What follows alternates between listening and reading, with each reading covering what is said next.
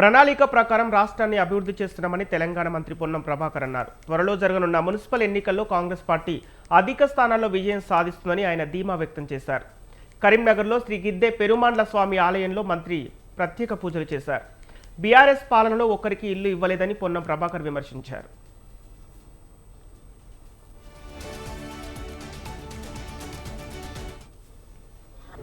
తెలంగాణ ప్రజాపాలన ప్రభుత్వం ఏర్పడ్డ తర్వాత అటు అర్బన్ డెవలప్మెంట్కు సంబంధించి ఇటు రూరల్ డెవలప్మెంట్కు సంబంధించి ఒక ప్రణాళిక ప్రకారంగా అభివృద్ధి చేసుకొని పోతా ఉన్నాం. తప్పకుండా తెలంగాణలో ఉన్నటువంటి మొత్తం మున్సిపాలిటీలు కార్పొరేషన్లు అన్నీ కూడా కాంగ్రెస్ పార్టీ గెలుస్తుందనేటువంటి విశ్వాసాన్ని వ్యక్తం చేస్తున్నాం. ఎందుకంటే ఈరోజు ప్రతి ఊరిలో పేదలకు అవసరమయ్యే ఇల్లు ఇవ్వడంతో పాటుగా 10 సంవత్సరాల్లో ఉదాహరణకు కరీంనగర్ నియోజకవర్గాన్ని తీసుకుంటే పేదలకు ఒక్క ఇల్లు కూడా ఆ కోట శ్రీనివాసరావు సినిమా లాగా కోడి పైన కట్టి అందరికీ ఊరిచ్చినట్టు తప్ప ఒక్క 10 ఏళ్లలో ఒక ఇల్లు ఇవ్వలే. ఈరోజు ఆ మధ్యలో ఆగిపోయిన నిర్మాణాలను పూర్తి చేసి డబుల్ బెడ్రూమ్లే కాక నియోజకవర్గానికి 3,500 ఇందిరమ్మ ఇల్లు ఇవ్వడం కానీ, రేషన్ కార్డులు అడిగిన వాళ్ళు అర్హత ఉన్న వాళ్ళందరికీ ఎటువంటి రాజకీయ వివక్ష లేకుండా రేషన్ కార్డులు ఇవ్వడం కానీ, 29 రాష్ట్రాల్లో దేశంలో సన్న బియ్యం ఇచ్చే ఏకైక రాష్ట్రంగా తెలంగాణ సన్న బియ్యం ఇవ్వడంతో పాటుగా 200 యూనిట్ల ఉచిత విద్యుత్తు, మహిళలు అక్కా చెల్లెలందరికీ ఉచిత బస్సు ప్రయాణము, గతంలో వడ్డీ లేకుండా రుణాలు ఇచ్చే పరిస్థితి లేని మహిళా సంఘాల ఆర్థిక పరిస్థితి మెరుగుపడే విధంగా వడ్డీని ప్రభుత్వమే కడుతూ బస్సులకు యజమానులను చేస్తూ, సోలార్ విద్యుత్ ఉత్పాదనకు వాళ్ళని యజమానం చేస్తూ ఇందిరమ్మ క్యాంటీన్లు పెట్టి రకరకాలుగా మహిళల ఆర్థిక అభివృద్ధికి కష్టపడుతున్నాం. రైతు బోనస్ కావచ్చు, రైతు భరోసా కావచ్చు, కళ్యాణ లక్ష్మి కావచ్చు, గత పథకాలన్నీ కొనసాగిస్తూనే ఆర్థిక సంక్షేమం ఉన్నప్పటికీ అన్ని రకాల కార్యక్రమాలను కొనసాగిస్తుంది ప్రభుత్వం. ఇది మహిళా ఐఏఎస్ అధికారులను కించపరిచే విధంగా వ్యవహరించిన వారిపై ప్రభుత్వం చట్టపరమైన చర్యలు తీసుకుంటుందని మంత్రి స్పష్టం చేశారు. నిరాధారమైన వార్తలు ప్రచారం చేయడం సరికాదని హితవు పలికారు మంత్రి.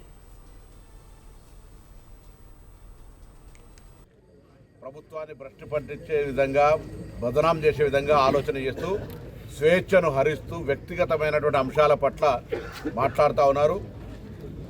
నిజంగా అంత ధైర్యం ఉంటే ఆధారాలతో బయట పెట్టాలి. అట్లా కాకుండా వట్టిగానే ఒక కథనం చేసి దాన్ని మార్కెట్ చేసి వాళ్ళు రాక్షసానందం పొందితే చట్టం తన పని తను చేసుకుంటూ పోతుంది.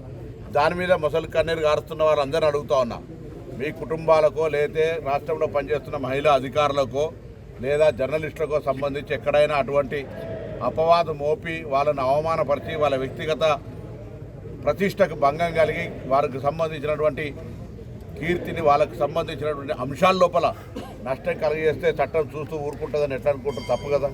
అందుకే ప్రభుత్వంలో ఇటువంటి నిరాధారమైన ఎటువంటి పస లేకుండా ఒక రాజకీయ దురుద్దేశంతో కుట్ర చేసి అందులో పత్రికలు లేదా సోషల్ మీడియా ఇటువంటివి చేస్తే ప్రభుత్వం తప్పకుండా గతంలోనే చెప్పడం జరిగింది. దాంట్లో రాజకీయ ప్రమేయం అవసరం లేదు.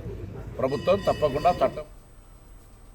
అంతకుముందు గిద్దె పెరుమాళ్ల స్వామి దేవాలయంలో మంత్రి ప్రత్యేక పూజలు నిర్వహించారు. పాడి పంటలతో ప్రజలంతా ఆయురారోగ్యాలతో ఉండాలని భగవంతుని ప్రార్థించినట్లు తెలిపారు. శుభాకాంక్షలు, రంగురంగుల ముగ్గులతో, గంగిరెద్దులతో గొబ్బెమ్మలు పెట్టుకొని రైతుల పండుగగా మంచి వర్షాలు పడి పాడి పంటలతో అందరూ ఆరోగ్యంగా ఉండాలని ఆ భగవంతుని ప్రార్థిస్తూ ఉన్నాం. ఇది గిద్దె పెరుమాళ్ల స్వామి దేవాలయము. చాలా ప్రాచీనమైనటువంటి కరీంనగర్ పొలమేర్లలో ఆనాడు ఈ దేవాలయం ఏర్పడి చిన్నప్పుడు బండ్లు కట్టుకొని ఈ దేవాలయం చుట్టూ ప్రదక్షిణలు చేసేటువంటి సాంప్రదాయం కలిగిన దేవాలయం.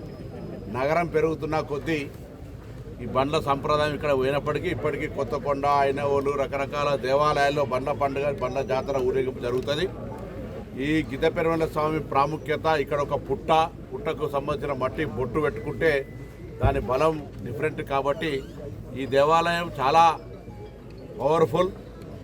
భక్తులందరినీ కూడా గిద్దె పెరుమాళ్ల స్వామి పూజ కానీ, అదేవిధంగా సంక్రాంతికి, దసరాకు ప్రత్యేకమైన పూజలు జరగడంతో పాటుగా ఒక ప్రత్యేకమైనటువంటి ఆనాడు ఊరి పొలమేరులో ఏర్పడ్డ ఈ దేవాలయానికి సంబంధించి అందరూ వచ్చి ఆశీర్వాదం తీసుకోవాలని కోరుతూ